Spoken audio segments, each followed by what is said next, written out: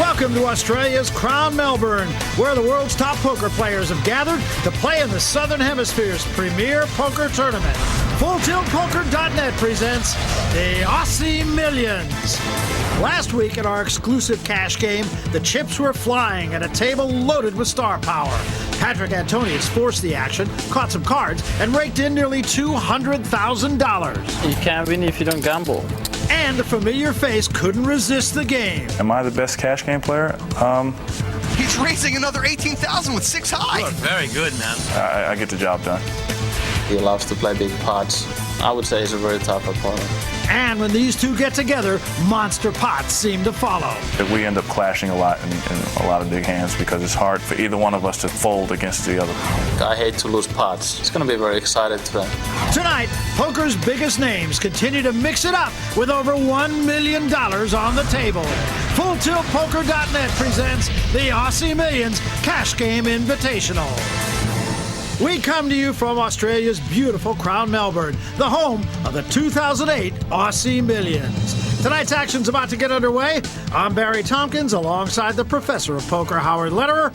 Howard, let's meet the players. Well, in Seat 1, we have Patrick Antonius, the Finnish phenom, one of the best young players in the world, and our big winner last week. In Seat 2, the man who many consider to be the best poker player in the world right now, Phil Ivey. And at Seat 3, we have Masa Kagawa, an amateur from Japan. He's already survived one scare. He lost his first buy-in, but doubled up late last week. Tony G, the Australian, is in Seat 4. He won the Euro Poker Championship in 2005. And you've got Chris Ferguson, along with those 5 bracelets. He won the 2008 National Heads Up Championship.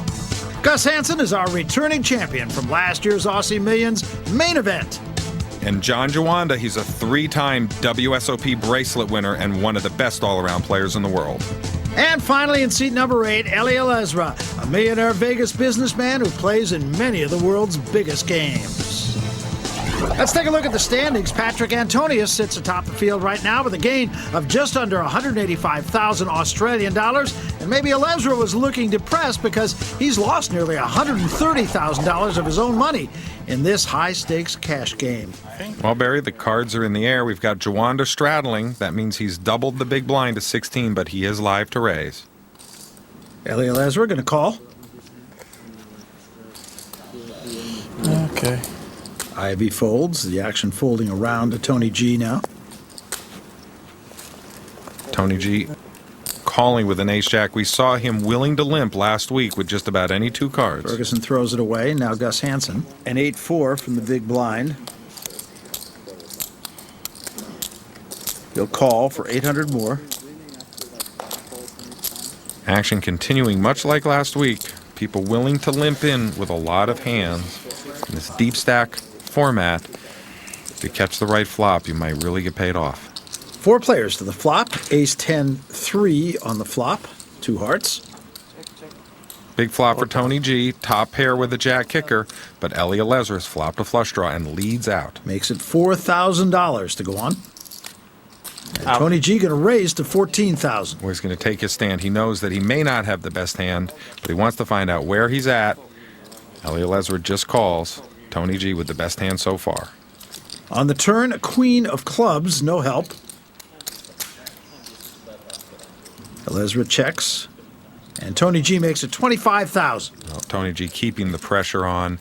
He's going to force Eli to really pay to try and hit that flush draw. But I don't think Ellie's in a mood to really start laying down here. He's already down over $128,000 going into this hand. He's probably not getting the right price to call. No, he does fold. Nice lay down, showing some patience here, even though he's down. So Tony G will win $35,600 in that pot, and Elezra gonna go walkabout, as they say here in Australia. Well, Eli making a great choice to blow off some steam away from the table instead of at the table.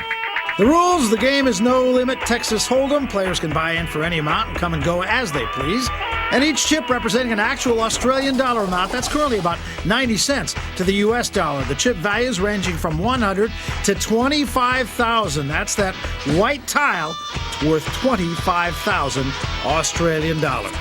Patrick Antonius already collecting quite a few of those. Are we waiting for Eli? He might have gone for a big walk.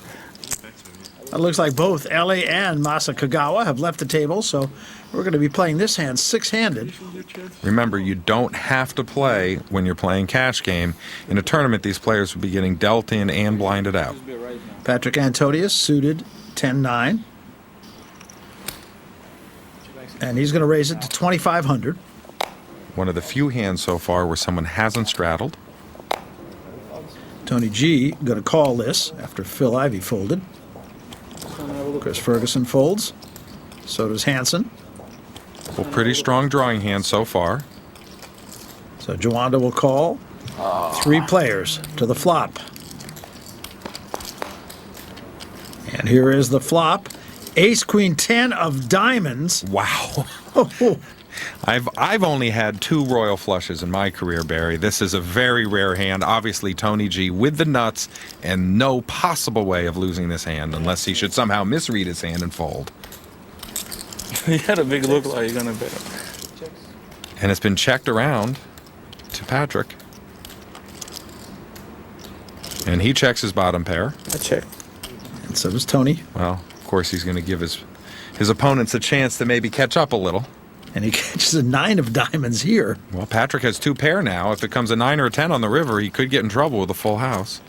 Jawanda still with a pair and a straight draw, and Tony G's going to continue slow playing. Queen of clubs. Well, Jawanda made trips, but of course, he loses to any diamond. Needless to say, Tony G has better than that. 6,000 to bet from Tony G. Jawanda gets away from his hand, and of course, Patrick can't possibly call. Well, he's thinking about it, maybe. And he folds.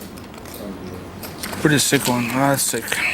Oh, I got a shot at. wow. What are the odds to flop that?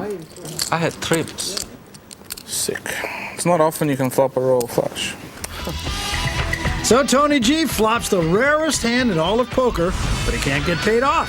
Aussie Millions Cash Game Invitational. Coming back.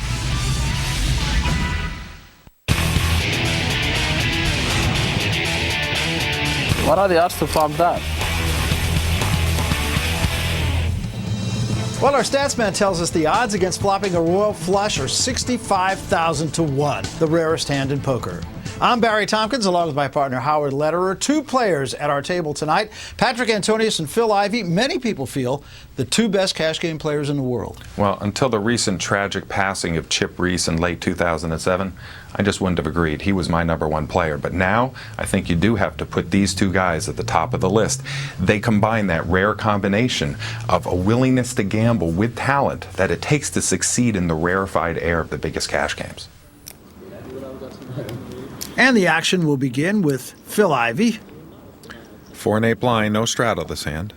Ivey at 10-6, he'll throw that away. Kagawa looking at an ace-5.